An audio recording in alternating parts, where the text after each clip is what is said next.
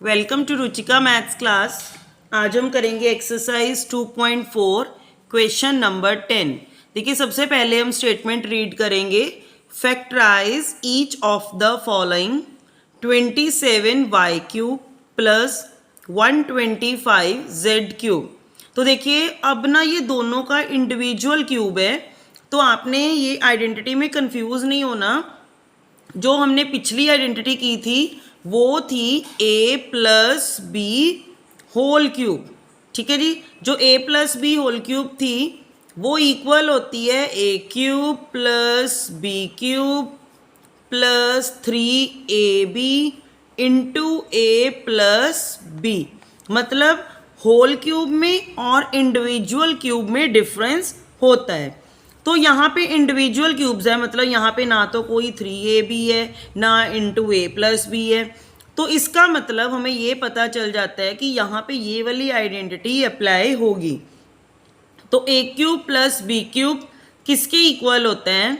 a plus B into A square minus A B plus B square. देखिए, factorise है, तो factorise में मैंने पहले ही आपको बताया था कि हमें खुद से फैक्टर ढूंढने पड़ते हैं। तो अब 27y क्यूब है, तो इसका मतलब हो गया कि ये बनेगा 3y का होल क्यूब। तो 27y क्यूब का क्या मतलब हो गया कि 3y होल क्यूब। ऐसी 125z क्यूब का मतलब होगा 5z का होल क्यूब। ठीक है जी, तो ये बन चुका है हमारे पास a cube plus B cube. तो ये किसके इक्वल होता है? a plus B into A square minus A B plus B square. फिर से मैं आपको बता रही हूँ बेटा कि कंफ्यूज मत होना। जो होल क्यूब में और अलग अलग क्यूब में डिफरेंस होता है, तो ये किसके इक्वल आएगा?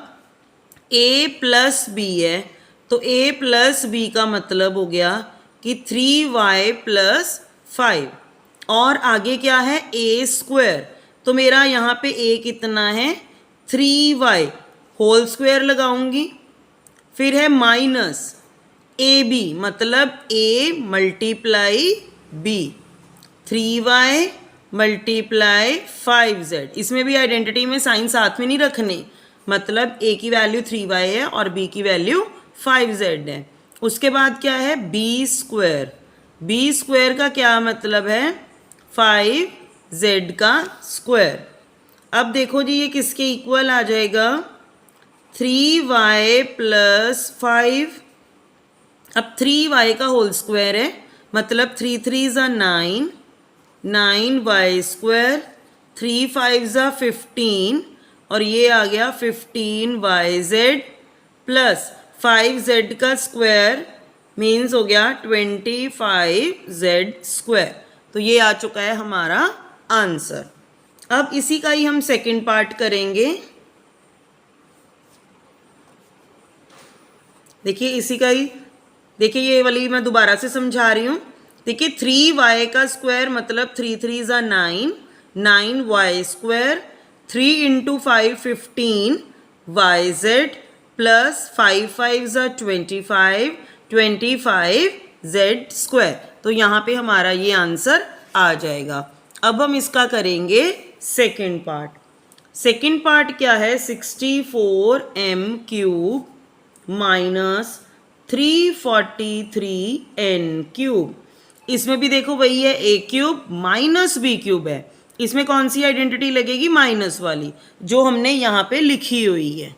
माइनस होगा तो ये आइडेंटिटी लगती है। बस इसको लर्न करने का मेथड ये है बेटा कि अगर प्लस है तो यहाँ पे प्लस और यहाँ पे माइनस, अगर माइनस है तो यहाँ पे माइनस, यहाँ पे प्लस। साइन जो है वो दोनों चेंज होने हैं। तो अब 64 किसका क्यूब है? 4 का, क्योंकि 4 को 3 टाइम्स मल्टीप्लाई करने पे क्या आता है? 64। और 343 किसका है? 7 का। तो ये आ गया है 7n का क्यूब। तो ये क्या बन गया? a cube minus B cube. तो ये किसके इक्वल आएगा?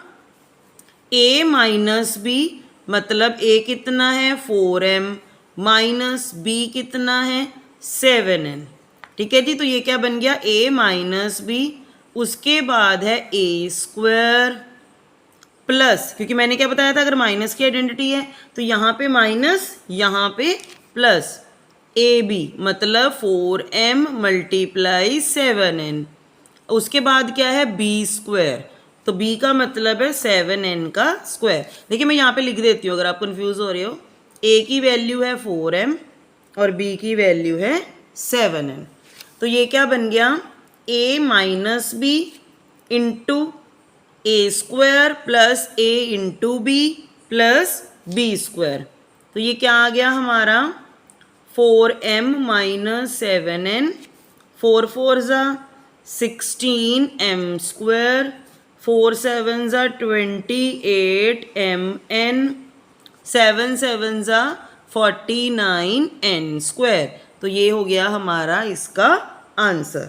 तो यहीं पे हमारा ये वाला क्वेश्चन कंप्लीट हो रहा है। तो हमारी नेक्स्ट वीडियो में हम करेंगे question number 11। So thanks for watching this video.